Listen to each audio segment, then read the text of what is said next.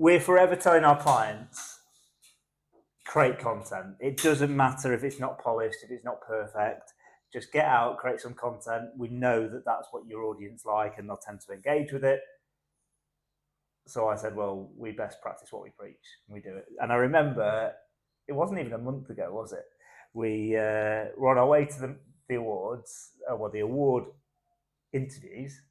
Said, sod it, right, let's put your phone there and let's just chat. Let's talk, let's pick a subject and talk about it.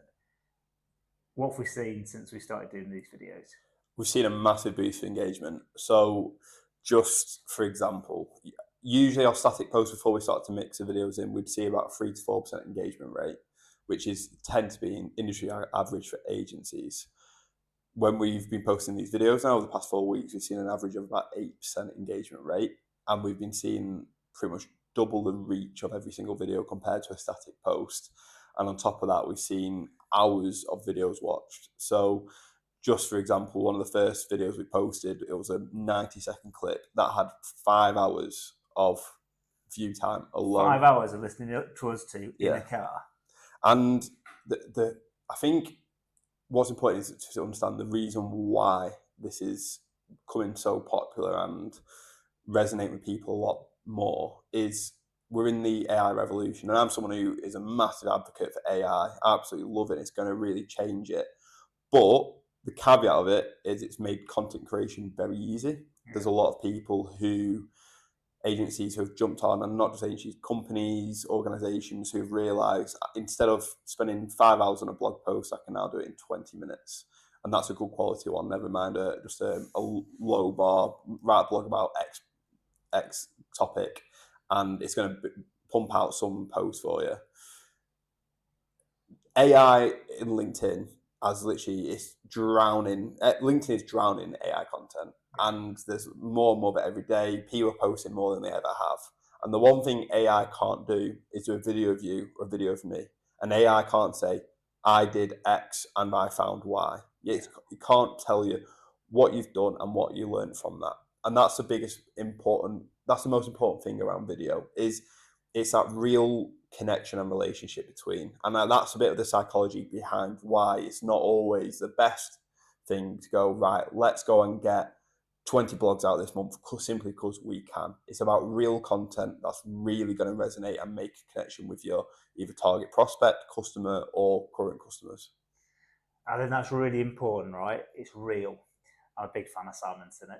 I've just been listening to his latest podcast with Stephen Bartlett, and he talks about the power of a relationship, and they were talking about this AI thing and how it was going to impact the world of marketing.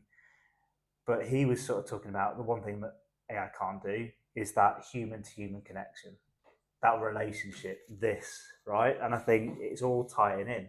People are, quite quickly seeing whether they've just put that through ChatGPT, and it's not real.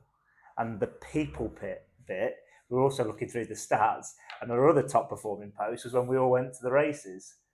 And yeah, we want to shout about the culture and, we're one team and this is what we're doing at Hills Green, but it may be on a professional platform, but yet we're still people. We have a job, but also we have a home life as well. And therefore that sort of content resonates with people.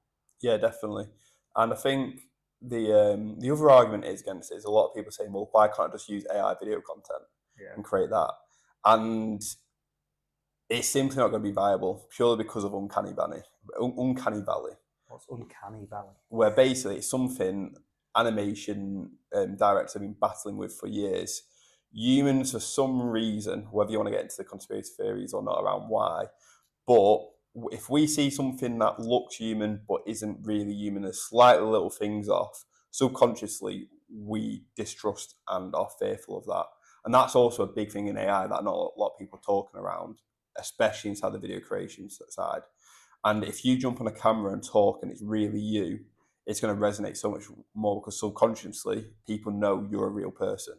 And it doesn't matter how good the AI is, if an AI, sort of whether it's an avatar or some sort of software is going to talk to a camera, people will find it very uneasy to watch. Well, we've just done a video all about 12 months of running influencer campaigns and representing farmer influencers at Hills Green. That's quite interesting, talking about the authenticity, because that's really why influencers are working. It's real farmers, real people talking about their real stories, not some computer that's mashed some content together. And I think the beauty around that sort of type of content is it's two different perspectives of asking AI to write a review on a product and actually having someone who works with it day in and out about the product. Because AI is going to write what people think about it, or what they think people are going to talk around it. Where this usually tends to be completely different with the boots on the ground, and especially in outside agriculture, where you've got content, they've got people who are living it day and night. It's going to be the little things you don't actually think about from a manufacturer or a distributor or a seller perspective, because it's like the little things you don't like, the height of the seat. Or I remember there was a big thing around a tractor one side because there wasn't any knuckle space between one of the joysticks, and it's those little things in videos that will come across. And one thing I will also actually shout to people who are starting to make video content: the video isn't going to be perfect, and that's why it's good.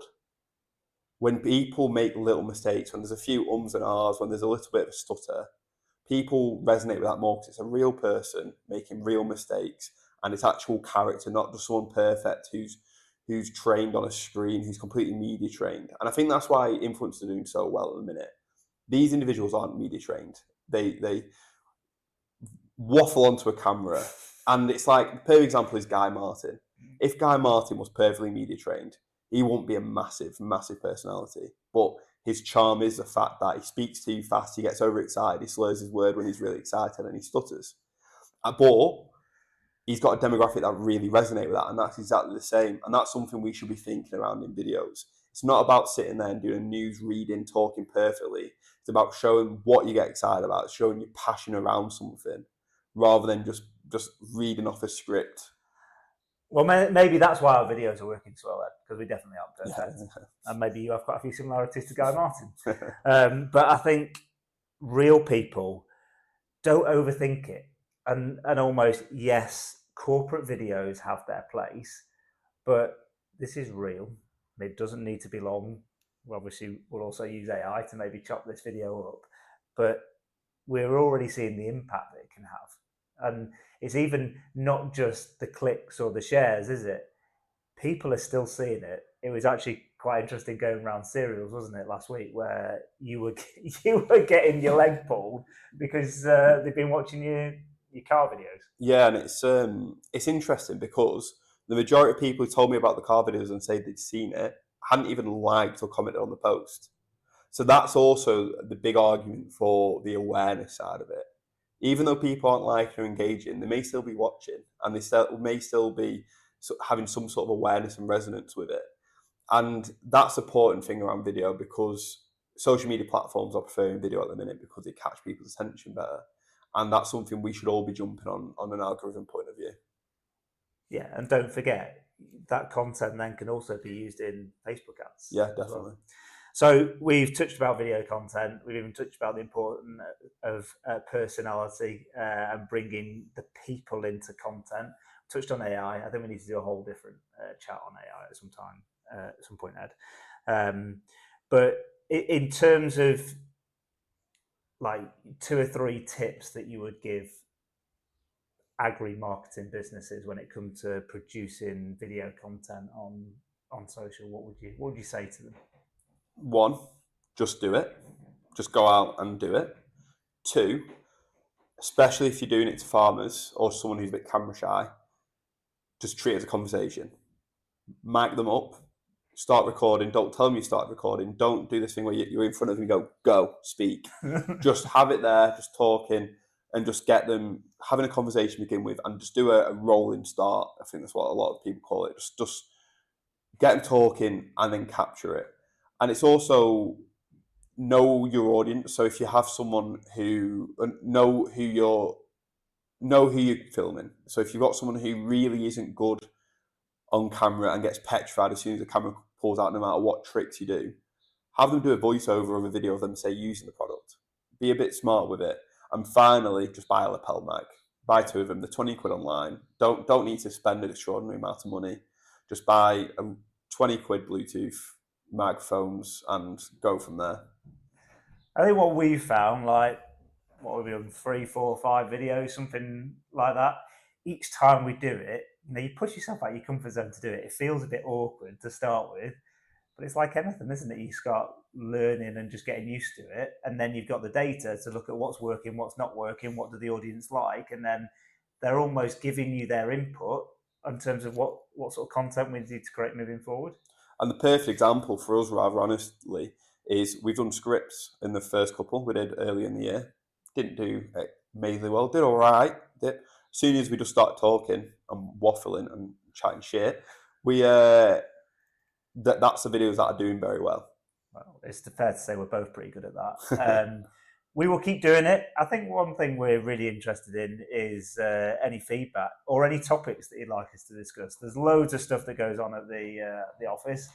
There's even more stuff when we're chatting, going down to shows and events and stuff. But I just want to keep producing that content. So let us know if there's anything you'd like to be chatting about. Plus, has it been better in the boardroom versus in the car? Final thought. Cheers, guys.